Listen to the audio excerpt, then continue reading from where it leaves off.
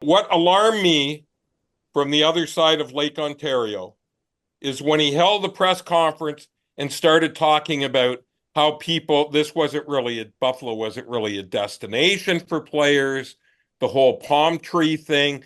That's when the excuses come in. That's when the optics are very, very bad. They run far deeper than just, one lost record. Uh, you look at Buffalo, it's a hockey crazed place. John, you would relate to this. The ratings for Stanley Cup Finals when there's from neutral cities in the U.S. Buffalo almost always has some of the highest ratings, and Top even if top three that's the way, cities, top three cities every year.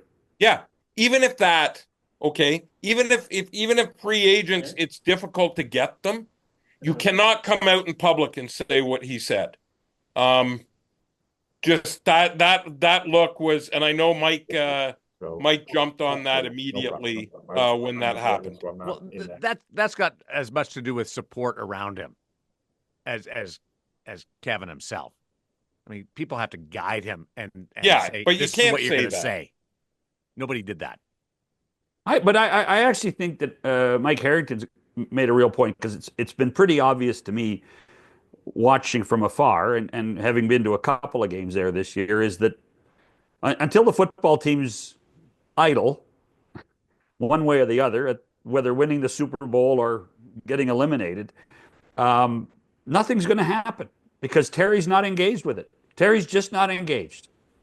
And So until you when the can do Bills are that, gone, the fans will start bringing more palm trees to the games to throw them Yeah, and in. the fans, some of the fans will come back and be really venomous, and a lot of people are just done already, and the building will just empty out. But the pressure will be on to make the move now because the excuses there built in and why they're not making the move. Yep. Eventually, that'll change. You're going to have to make the move.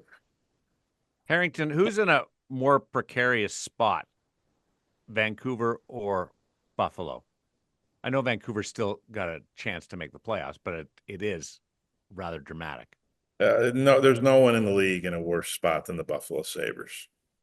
You're looking at the longest playoff drought in the history of the league. You're talking franchise altering, franchise damaging, long term brand damage, generations not understanding what going to see a Buffalo Sabres playoff game is.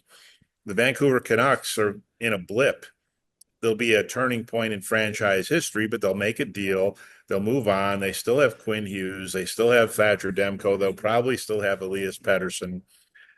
The Buffalo Sabres, as a brand, are completely damaged.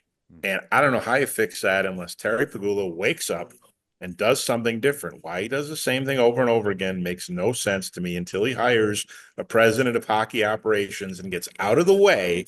The Buffalo Sabres have no chance. And you know what, Darren? The one thing I don't want to hear from anybody, already getting it, who are the good prospects this year? I don't want to hear about Schaefer or Misa or Porter Martone or Hagens or any of these guys. You know what I do with the pick? Maybe not the number one pick. Okay. If I get the number three pick, I trade the damn thing.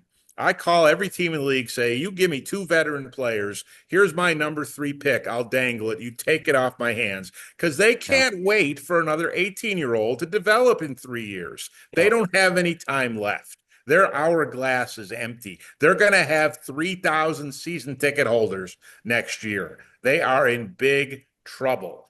My how answer much of was a going to be Vancouver because I thought Buffalo you might say they're already irrelevant.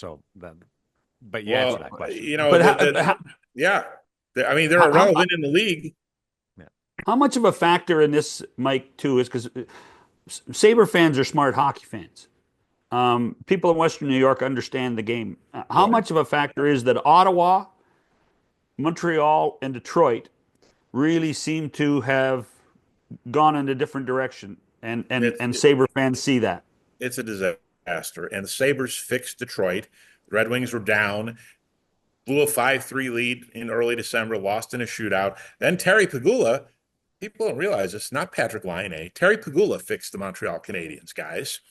Remember, the day Terry Yes. Pagula went to visit the Sabres was the day before In they played the Montreal. Habs. The Habs were 3 days removed from their 9-2 loss to Pittsburgh, and they boat race the Sabres 6-1. Line A has the hat trick. That's the day that started this run, whatever it is, 14-3-3 or whatever it is, that turned the Habs into, I got to Montreal that day after the Sabres had blown a 3-1 lead in Toronto, and Lindy said, I'm out of words. I get to Montreal, everybody's talking about firing Marty St. Louis. Well, now they're running parades down St. Catherine Street, getting ready for June.